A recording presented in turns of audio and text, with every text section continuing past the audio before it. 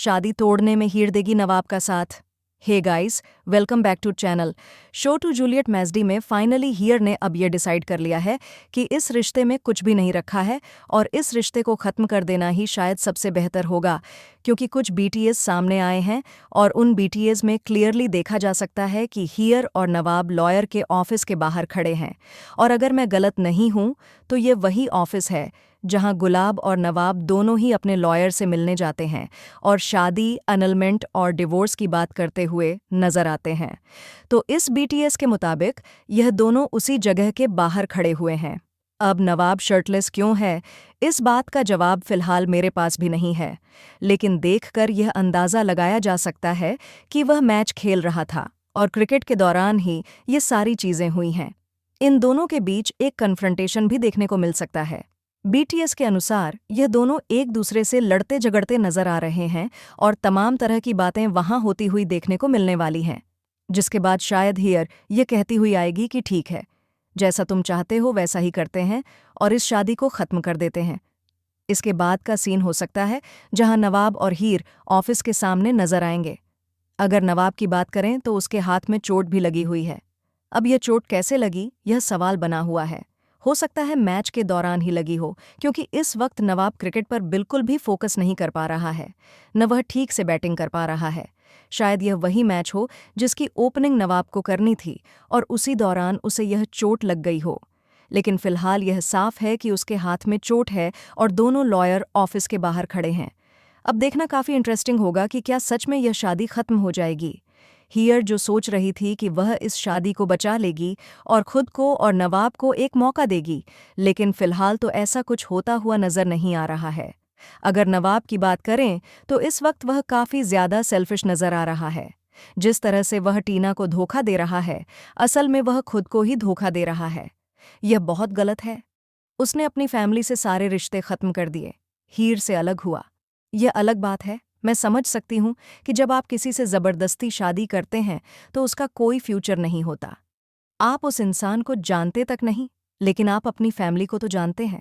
फिर आप अपनी फैमिली को कैसे छोड़ सकते हैं और एक ऐसी लड़की के साथ रह सकते हैं जो आपको ब्लैकमेल कर रही है, जिसका पिता आपको ब्लैकमेल कर रहा है, और जो इंसान आपसे प्यार करता है वह आपके बिना जी रहा है। अगर गुलाब, बरार और दिलीप की बात करें तो हीर को अगर इसमें दूर दूर तक शामिल न भी किया जाए, तब भी नवाब इस वक्त बहुत गलत कर रहा है। मुझे नहीं पता वह अपनी सारी गलतियों को कब समझेगा। अगर हीर की बात करें तो वह काफ़ी ज़्यादा परेशान है।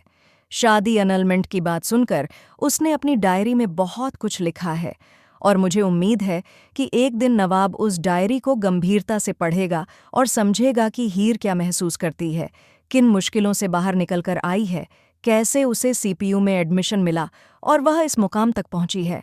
हीर अब अलग रहने की बात कर रही है, एक सेफ गर्ल्स हॉस्टल में।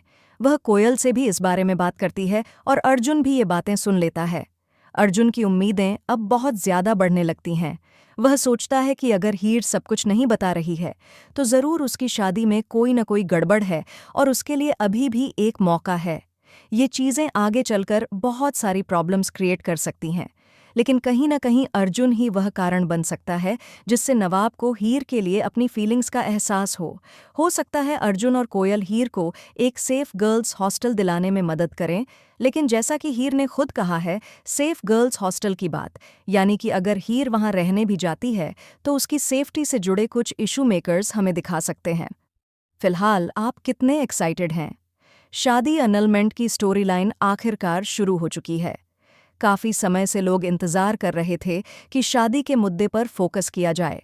रखना है या नहीं रखना है, यह साफ दिखाया जाए। शो में ये चीज़ें अब दिखाई तो जा रही हैं, लेकिन लगातार लोग शिकायत भी कर रहे हैं कि शो बोरिंग हो गया है। कई लोग कमेंट्स में यह भी लिख रहे हैं कि उन्होंने शो देखना ही बंद कर दिया है।